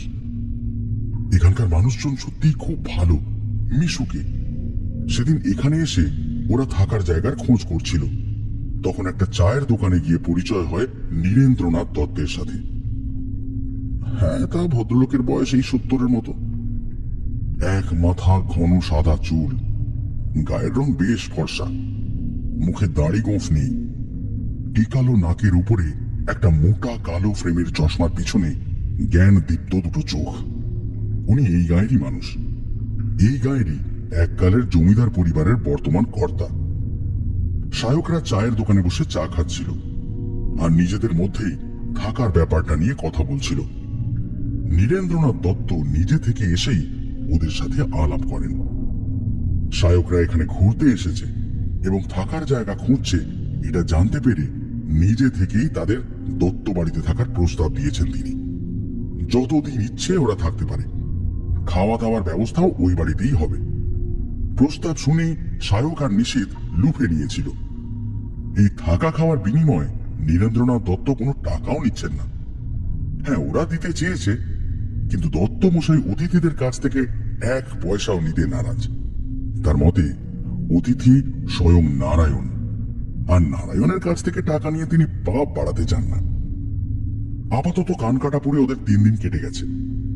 এই বাকি 2 দিনে ওরা আরো 8টা মানুষ, 13টা গরু, 40-এর বেশি ছাগল আর 20টার মতো কুকুরের ছিন্ন ভিন্ন অর্ধভুক্ত দেহ এই গাঁয়ের নানা জায়গায় পড়ে থাকতে দেখেছে। খোঁজ খবরও করেছে ব্যাপারটা নিয়ে, কিন্তু জানতে কিছুই পারেনি এখনো। এই গাঁয়ের লোকগুলো খুব মিশুকে, হাসি মুখে কথা বলে, অনেক কথাই বলে তারা, কিন্তু এই খুনগুলো কে বা কারা করছে জানতে চাইলেই চুপ করে যায়, একেবারে চুপ। ওরা সকলেই যে উত্তরটা জানে সেটা বেশ বোঝা যায়। ওদের মুখ চোখ তখন কেমন যেন শুকিয়ে যায়। দুটো চোখে দারুণ ভয় আর আতঙ্ক ফুটে ওঠে। বিষয়টা এড়িয়ে যাওয়ার চেষ্টা করে ওরা। বেশি জিজ্ঞাসা করলে বলে, ওদের নিয়ে কথা বলুনি বাবু, ওদের নিয়ে কথা কইতেনি গো, কথা কইতেনি। এতে ওরা ভারী রাগ করে। কিন্তু এই ওরা যে কারা সেই বিষয়ে ওদের মুখ থেকে টু শব্দটিও নড়ে না। কিন্তু সায়ক তো নাছোড় বান্দা, রহস্যটা আসলে কি সেটা না জেনেও থামবেই না। সায়কের মতো অতটা না হলেও এই অল্প সময়ে পরপর এতগুলো নৃশংস দৃশ্য দেখে নিশীথের মনেও কৌতূহলটা বেশ প্রশমিত হয়েছে। সায়ক এবারে বলল, তুই ঠিক করে খেয়াল করিসনি, তাই হয়তো বুঝতে পারিসনি। খেয়াল করলে তুইও বুঝবি। দিনের আলো নিভলেই অদ্ভুত একটা গন্ধ একটু একটু করে যেন গাঢ় হতে থাকে। পচা গলা পোড়া মাংসের যেমন গন্ধ হয়, ঠিক তেমনই গন্ধটা। তাছাড়া বাতাসও খুব ভারী হয়ে যায়। এখন তো বেশ গরমের সময়, কিন্তু খেয়াল করে দেখ, দিনের আলো নিভলেই জায়গাটায় কেমন যেন ঠান্ডা নেমে আসে। এখনই কেমন ঠান্ডা লাগছে বলতো? আরে এসব গ্রামগঞ্জের দিকে রাতে এমন ঠান্ডা পড়ে। একে তো খোলামেলা জায়গা, তার উপরে এত গাছ আছে, সেই জন্যই ঠান্ডা হয়।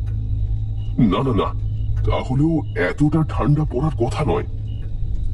ব্যাপারটা নিশ্চয়ই অন্য কিছু। আরেকটা ব্যাপারও আছে। কাল অনেক রাতে আমি দূর থেকে একটা অদ্ভুত গর্জন শুনেছি। তুই তখন হাঁ করে ঘুমাচ্ছিলিস, তাই আর ডাকিনি। একবার নয়, পরপর বেশ কয়েকবার। আর ওগুলো এই পৃথিবীর কোনো জন্তুর বলে তো আমার মনে হলো না। অন্য কিছু মানেই তো সেই ওরা, কিন্তু এখানকার কেউ তো সে ব্যাপারে কিছু বলতেই চাইছে না। আচ্ছা, এই দত্ত মশাইকে একবার জিজ্ঞাসা করলে হয় না? না, ভদ্রলোককে দেখে তবে শিক্ষিত বলেই মনে হয়। আমিও এটাই ভাবছি। আর তাছাড়া আরেকটা কথাও ভাবছি। আবার কি ভাবছিস? ভাবছি একদিন বাইরে রাত কাটাবো। ব্যাপারটা নিজের চোখে না দেখলে না ঠিক হচ্ছে না। এই, এটা একটু বেশি রিস্ক নেওয়া হয়ে যাচ্ছে না? কেন, ভয় পাচ্ছিস? না, ভয় পাওয়ার জন্য বলছি না, ভেবে দেখ। ভূত হোক, মানুষ হোক বা জন্তু হোক, জিনিসটা যে দারুণ অ্যাগ্রেসিভ আর ডেঞ্জারাস সেটা তো বোঝাই যাচ্ছে। কোনো প্রস্তুতি ছাড়া তার বা তাদের সাথে যুদ্ধ করাটা কি বুদ্ধিমানের কাজ হবে? না, তা হয়তো হবে না, কিন্তু রিস্কটা না নিলেও যে অন্য কোনো উপায় দেখছি না। রহস্যটা যে করেই হোক আমায় জানতেই হবে। ব্যাপারটার প্রতি টানটা দিন দিন বাড়ছে, বুঝলি তো নিশীথ। দিন দিন কৌতূহলটা যেন অসহ্য হয়ে দাঁড়াচ্ছে। নিশীথ এবারে বিছানার পাশেই একটা টেবিলের ওপর থাকা তার ব্যাগটা টেনে নিল, আর ব্যাগের ভিতর থেকে বের করে আনলো একটা অস্ত্র, .32 ক্যালিবারের একটা অটোমেটিক রিভলভার। সায়ক বলল, এটাও সাথে এনেছিস? নিশীথ বলল, কখন কি কাজে লাগে বলা যায়? তাহলে কোন রাতে আমরা অভিযান শুরু করছি? যত তাড়াতাড়ি করা যায় ততই ভালো। এরপর তো আবার ফিরতেও হবে। তা তুই ভূত প্রেত গুলি করে মারবি বলতে চাইছিস? হেসে বলল সায়ক। নিশীথ বলল, ভূত প্রেত না হয়ে রক্ত মাংসের প্রাণীও তো হতে পারে, তাকে তো জব্দ করা যেতেই পারে এটা দিয়ে। তা করতেই পারিস, কিন্তু ঘটনাগুলো যে প্যারানরমাল সে ব্যাপারে কিন্তু আমি একেবারে নিশ্চিত। যাই হোক, চল শুয়ে পড়া যাক। কাল সকালে একবার দত্ত মশাইকে জিজ্ঞাসা করবো ব্যাপারটা নিয়ে। কিছু জানতে পারলে তো ভালো, নইলে কালই রাতে অভিযান করা হবে। কি বলছিস? তথাস্তু, তবে তাই হোক। ওরা দুই বন্ধু আর কথা বাড়ালো না। রাতের খাওয়া অনেকক্ষণ আগেই হয়ে গিয়েছিল। এখন রাত প্রায় 12টা বাজতে চলেছে। ওরা দুজনেই গায়ে কাঁথাটা টেনে নিয়ে চোখ বোঝালো।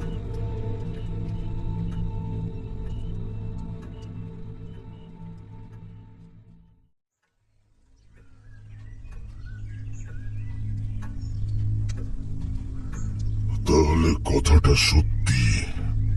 কোন কথাটা? তোমরা মৃত্যুগুলো নিয়ে খোঁজ খবর করছো। আচ্ছা, সত্যি করে বলো তো, তোমরা কি এখানে শুধু ঘুরতেই এসেছো? মুখোমুখি বসে আছে ওরা তিনজন। নীরেন্দ্রনাথ দত্ত একটা আরাম কেদারায় বসে আছেন, আর তার সামনেই আর একটা বড় সোফায় পাশাপাশি বসে আছে সায়ক আর নিশীথ। ওদের তিনজনের মুখের ভাবই বেশ গম্ভীর। বোঝা যাচ্ছে কোনো গুরুত্বপূর্ণ কথাই চলছে ওদের মধ্যে। কথা বলছে সায়ক আর নীরেন্দ্রনাথ দত্ত। নিশীথ চুপ করে বসে আছে, সে ওদের কথা শুনছে খালি। সায়ক আর নিশীথ এবার নীরেন্দ্রনাথ দত্তের কথাগুলো শুনে নিজেদের মধ্যে একবার দৃষ্টি আদান প্রদান করল। এরপরে সায়ক বলল, সত্যি বলতে নীরেন্দ্রনাথ বাবু, এখানে ঠিক আমরা ঘুরতে আসিনি। আমাদের একটা অন্য উদ্দেশ্য আছে। কি সেই উদ্দেশ্য?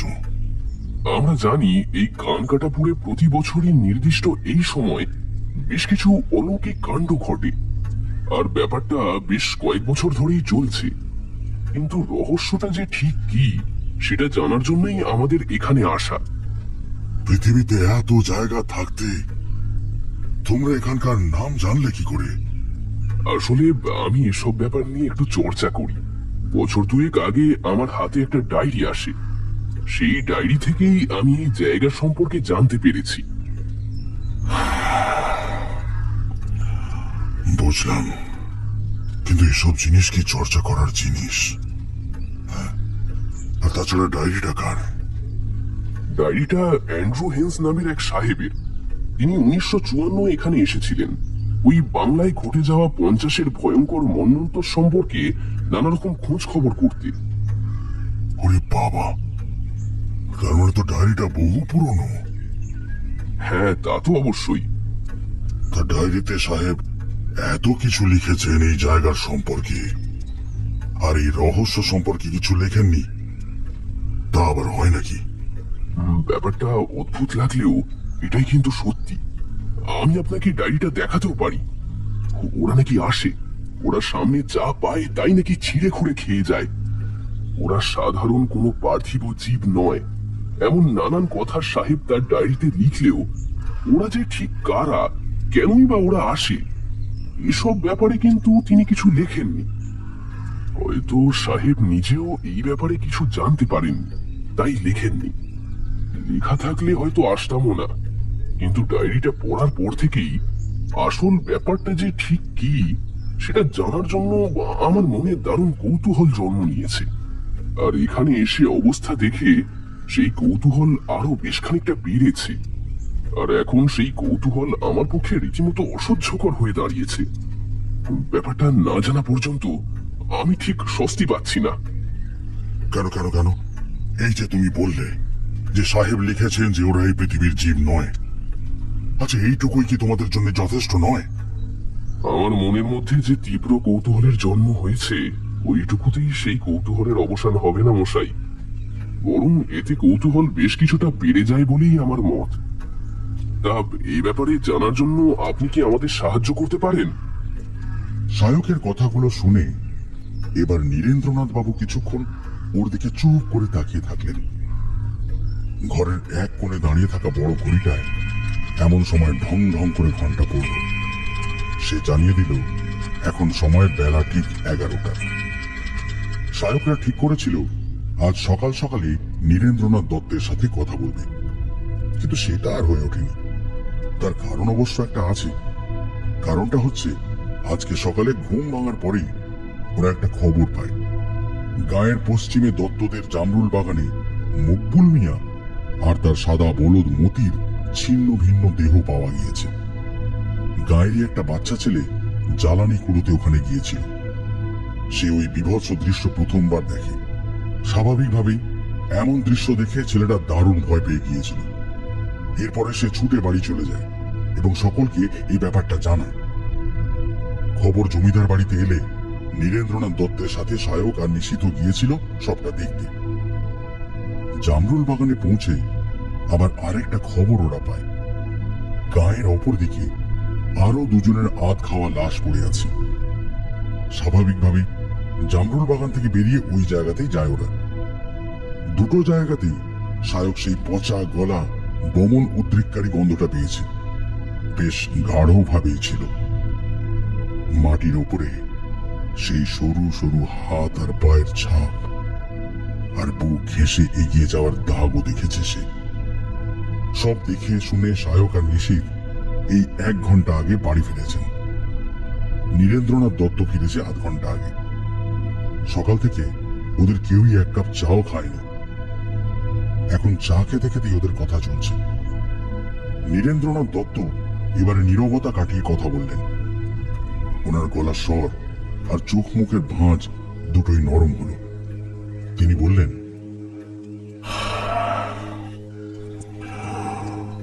দেখো তোমরা আমার থেকে বয়সে অনেক ছোট, আমার নাতির মতো বয়সী হবে তোমরা।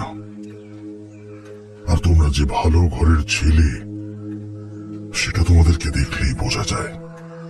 তোমাদের দেখে আমার বেশ ভালোই লেগেছে, তাই বলছি তোমাদেরকে। দেখো, তোমরা এখনকার লেখাপড়া জানা আধুনিক ছেলে পুলে। এসব তোমাদের কাছে রোমাঞ্চকর বা মজার হতে পারে, কিন্তু এই ব্যাপারটা মোটেও তেমন নয়। গ্রামের পরিস্থিতি তো দেখতেই পাচ্ছ, এসব মোটেও ভালো কিছু নয়। এসব নিয়ে যত কম ঘাটাঘাটি করা যায় ততই। আপনি ভুল করছেন।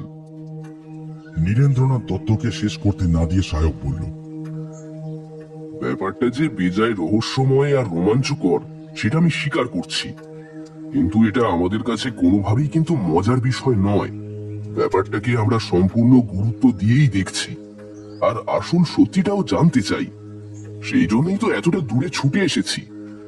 এবারে নীরেন্দ্রনাথের বুক থেকে একটা দীর্ঘ শ্বাস বেরিয়ে এলো। তিনি বললেন, দেখো, আমি এককালে প্রেসিডেন্সি কলেজে ইতিহাস পড়িয়েছি। তোমাদের মতো ইয়াং ব্লাডের জেদ আমি খুব ভালো করেই জানি। বেশ, তবে শোনো ঘটনাটা। নীরেন্দ্রনাথ এবারে ধীরে ধীরে বলতে শুরু করলেন এই কান কাটাপুরের ইতিহাস। বলতে থাকলেন এই বীভৎস অভিশাপের জন্ম বৃত্তান্ত।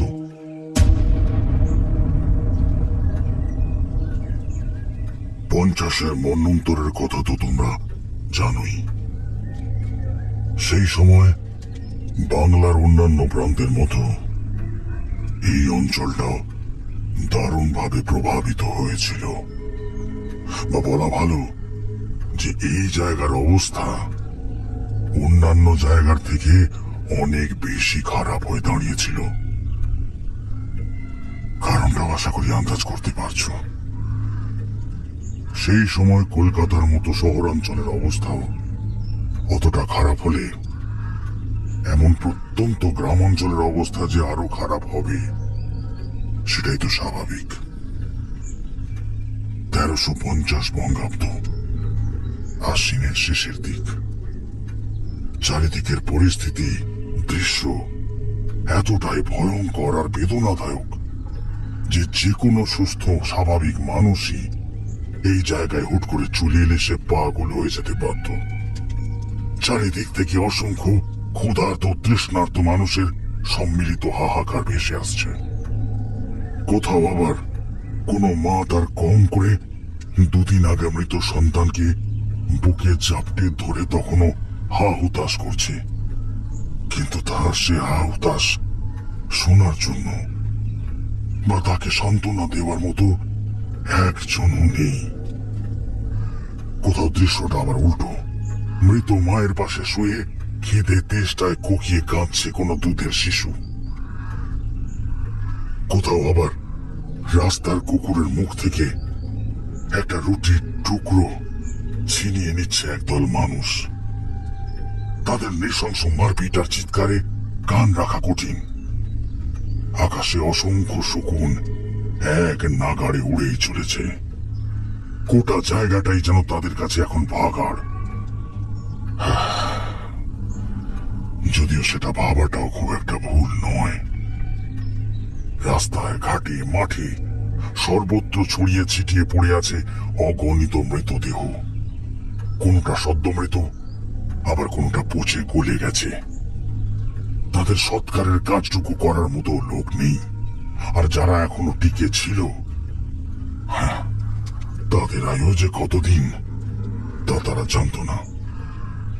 অনাহার, মহামারী সব মিলিয়ে যে ভয়ঙ্কর অভিশাপ তখন নেমে এসেছে বাংলার বুকে, তাতে অনেকেই আর বাঁচতে চাইছিল না। এমন বাঁচা থেকে মৃত্যু অনেক ভালো। ক্ষুধার জ্বালায় মানুষ তখন নরভোজিতে রূপান্তরিত হয়েছে। এমন বিভৎসতার মধ্যে কি বাঁচা যায়? গোটা বাংলা তখন মন্বন্তরের কবলে। প্রাণের শেষ চিহ্নটুকু যেন সে মিটিয়ে দিতে চায় এই বাংলার বুক থেকে।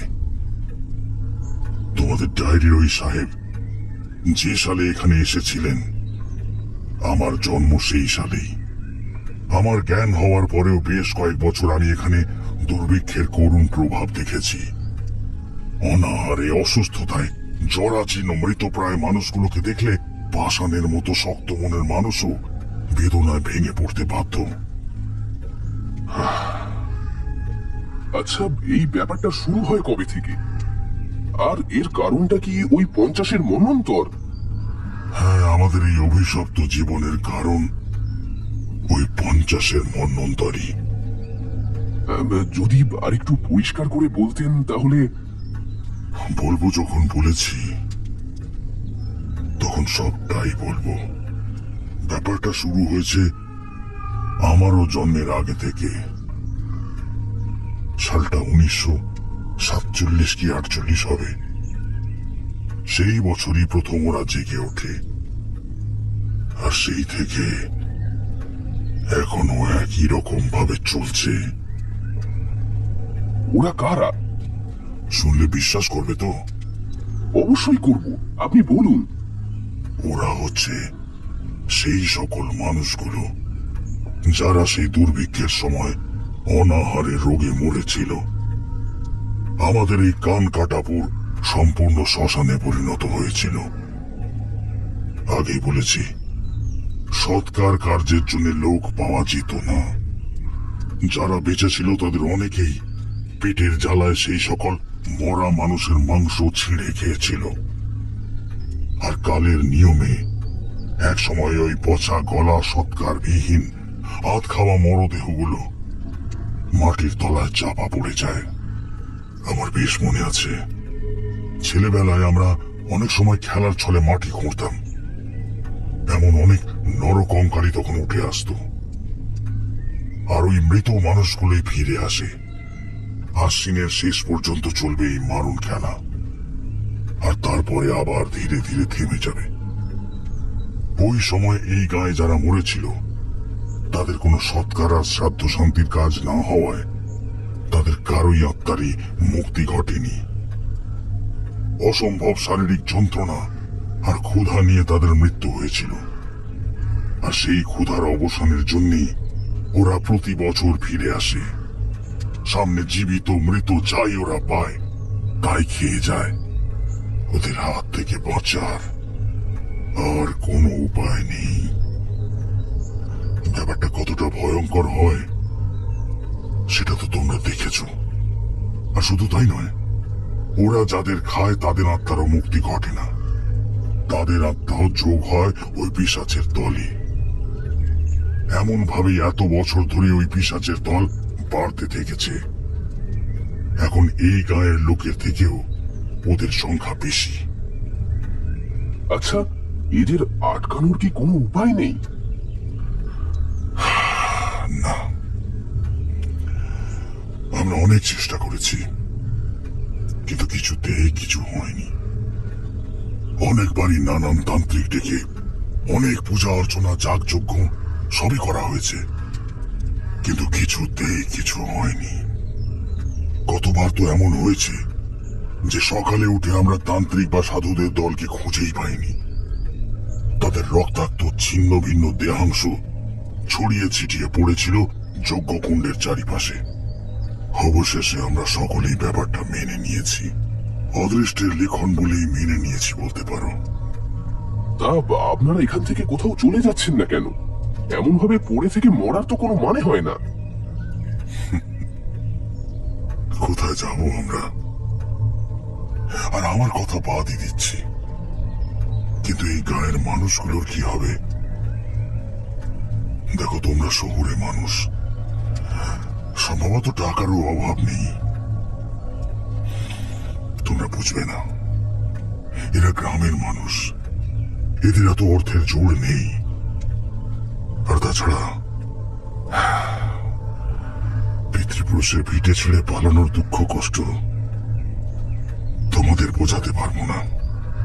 এই দেখো না, আমার দুটো ছেলের একজনও এখানে থাকে না, তারা থাকে শহরে।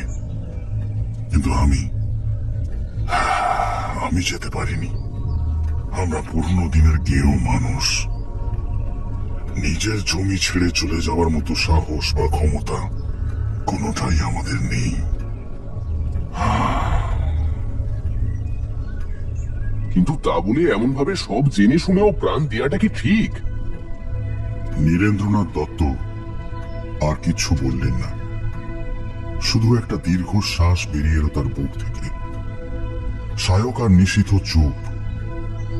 আরো কিছুক্ষণ ওরা চুপ করে বসে রইল।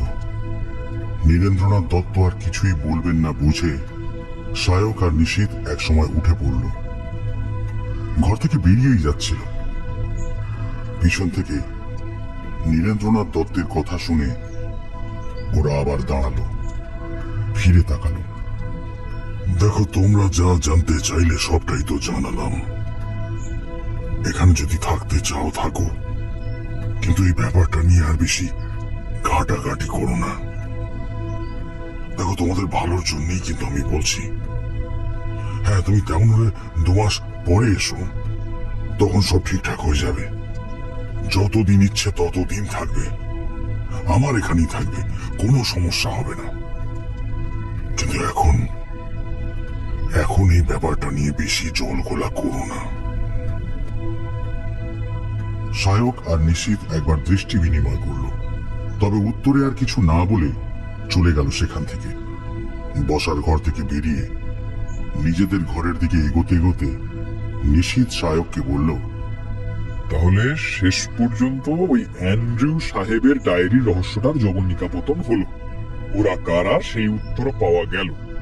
তাহলে এবার আমরা ফিরছি কবে? সায়ক সম্ভবত কিছু একটা এক মনে ভাবছিল। নিশীথের কথাটা শুনে তার দিকে এক পলক তাকালো, তারপর অল্প হেসে বলল, দাঁড়া, এখনো পুরোটা মিটলো কই? কিন্তু নিজের চোখে একবার সবটা না দেখে কি করে শান্তি পাই বল? আরে, সবটাই তো জানা হয়ে গেল, এখন আবার ফালতু রিস্ক নিয়ে কি লাভ? কোনো লাভ নেই। বলছি শোন, যা জানার ছিল তা জানা হয়ে গেছে। এবার চ ভাই, ঘরের ছেলে ঘরে ফিরে যাই। তা হয় না নিশীথ, ওদের আমি একবার অন্তত নিজের চোখে দেখবই। তেমন হলে তুই বাড়িতেই থাকিস, আমি আজ রাতে বেরিয়ে ঠিক ফিরে আসব। কিন্তু আর কোনো কিন্তু নয়, আমি ঠিক যখন করে ফেলেছি তখন আমি যাবই। নিশীথকে আর কিছু বলতে না দিয়ে সায়ক গটমট করে হেঁটে ওদের ঘরের দিকে চলে গেল। নিশীথ চুপ করে ওর চলে যাওয়ার পথের দিকে তাকিয়ে দাঁড়িয়ে রইল। সায়ক তার অনেক পুরনো বন্ধু, ছেলেটা কতটা জেদি সেটাও খুব ভালো করেই জানে। এখন ওকে বোঝানোর ক্ষমতা ভগবানেরও নেই।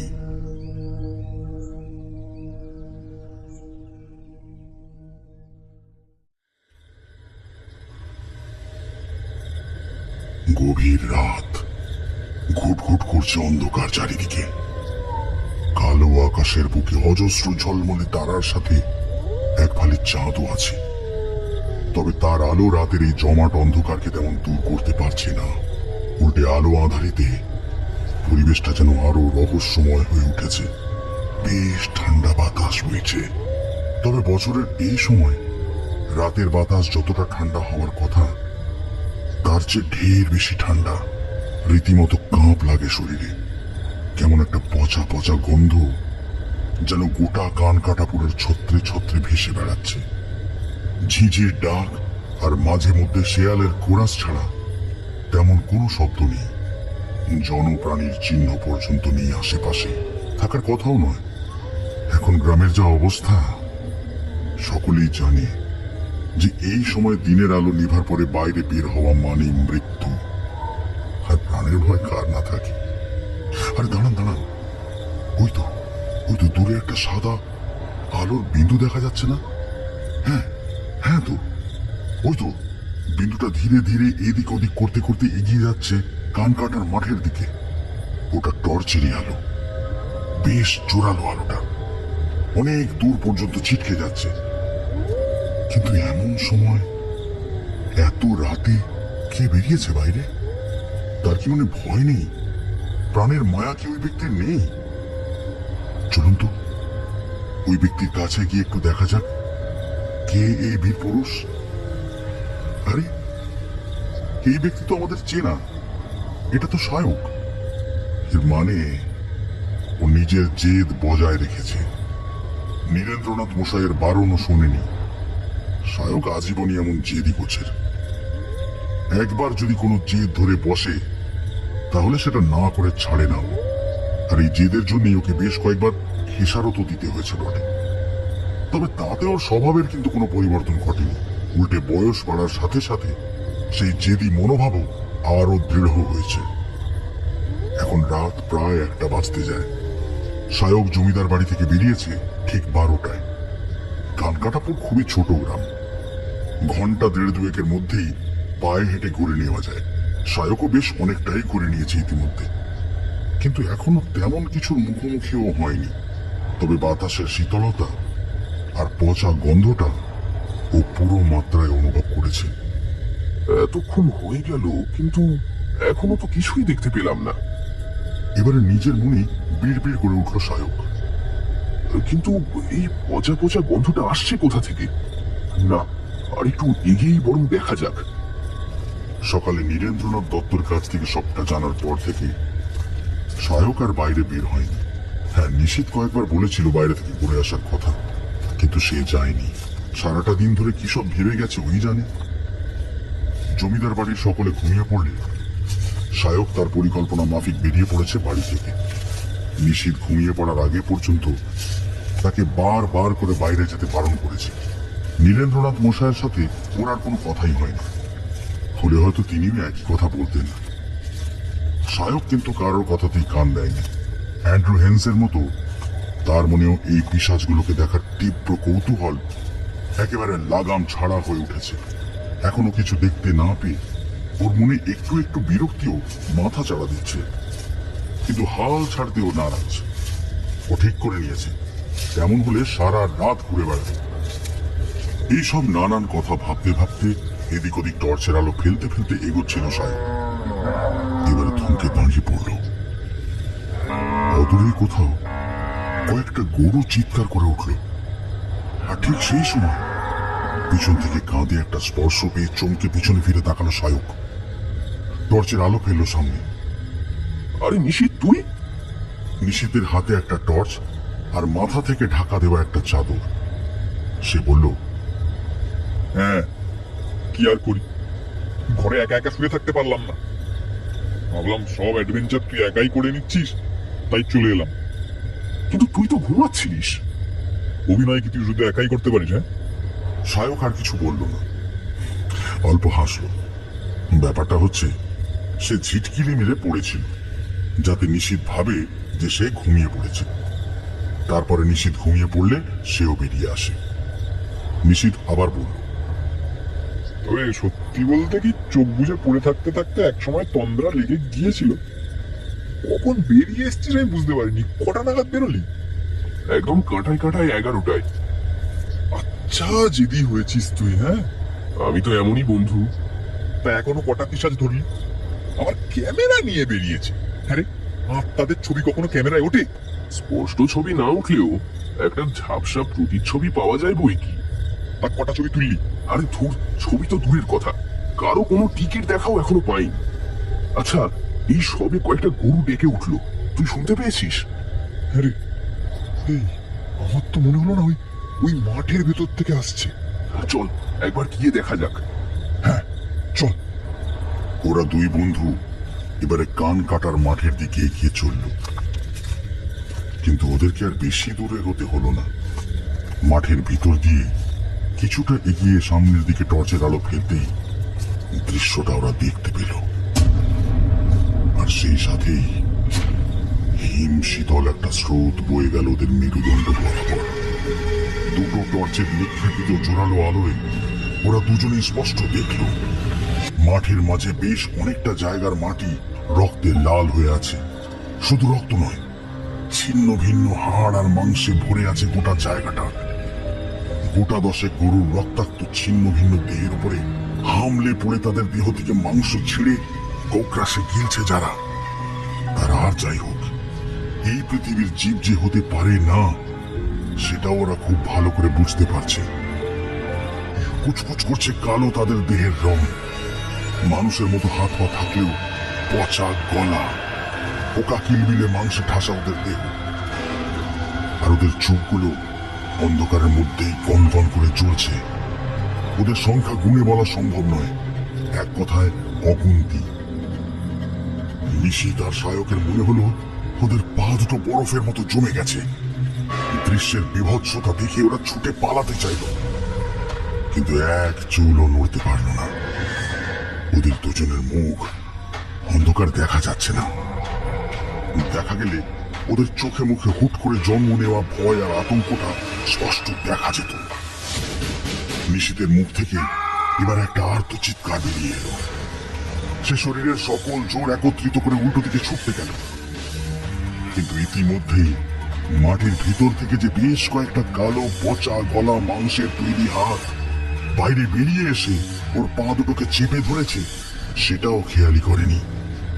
পা আটকে মুখ থুবড়েও মাটির ওপর পড়ে গেল। না, মাটি নয়, থলথলে দুর্গন্ধময় সবের উপর পড়েছিল একটা। সেগুলো ওর শরীরটাকে খামচে ধরেছে। যন্ত্রণায় চিৎকার করে উঠল, যা হোক করে হাতের টর্চটা পাশে ফেললো, আর সাথে সাথে একবারে পাথর হয়ে গেল।